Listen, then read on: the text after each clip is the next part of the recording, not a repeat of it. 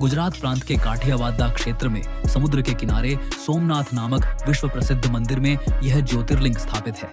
पहले यह क्षेत्र प्रभास क्षेत्र के नाम से जाना जाता था। यहाँ के ज्योतिर्लिंग की कथा का पुराणों में इस प्रकार से वर्णन है।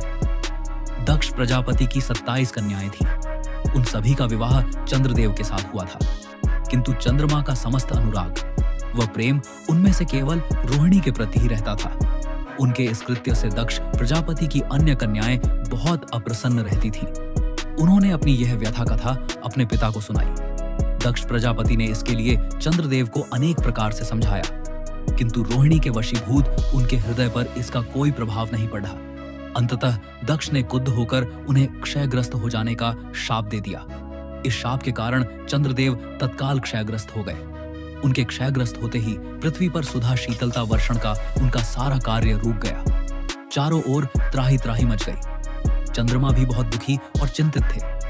उनकी प्रार्थना सुनकर इंद्रादि देवता तथा वशिष्ठ आदि ऋषिगण उनके उद्धार के लिए पितामह ब्रह्मा जी के पास गए। सारी बातों को सुनकर ब्रह्मा जी ने कहा, चंद्रमा, अपने शाप विमोचन के लिए अन्य देवों के साथ पवित्र प्रभास क्षेत्र में जाकर मृत्युंजय भगवान शिव की आराधना करें।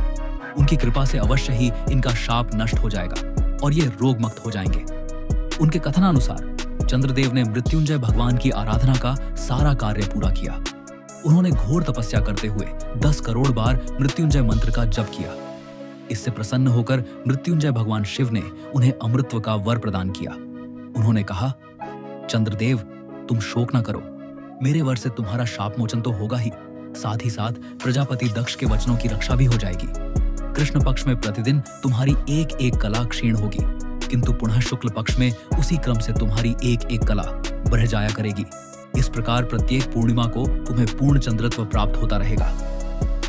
चंद्रमा को मिलने वाले इस वरदान से सारे लोगों के प्राणी प्रसन्न हो उठे। सुधाकर चंद्रदेव पुनः 10 दिशाओं में सुधा वर्षण का कार्य पूर्ववत करने लगे। शाप मुक्त होकर चंद्रदेव ने अन्य देवताओं के साथ मिलकर मृत्युंजय भगवान से प्रार्थना की कि आप माता पार्वती जी के साथ सदा के लिए प्राणों के उद्धारार्थ यहाँ निवास करें। भगवान शिव उनकी इस प्रार्थना को स्वीकार करके ज्योतिर्लिंग के रूप में माता पार्वती जी के साथ तभी से यहाँ रहने लगे। पावन प्रभास क्षेत्र में स्थित इस सोमनाथ ज्योतिर्लिंग की महिमा महाभारत, श्रीमद् भागवत तथा स्कंद पुराण आदि में विस्तार से बताई गई है। इसका उल्लेख स्कंद पुराणम, श्रीमद् भागवत गीता, शिव पुराणम आदि प्राचीन ग्रंथों में भी है। वहीं ऋग्वेद में भी सोमेश्वर महादेव की महिमा का उल्लेख है। कमेंट करके बताएं और चैनल सब्सक्राइब करें।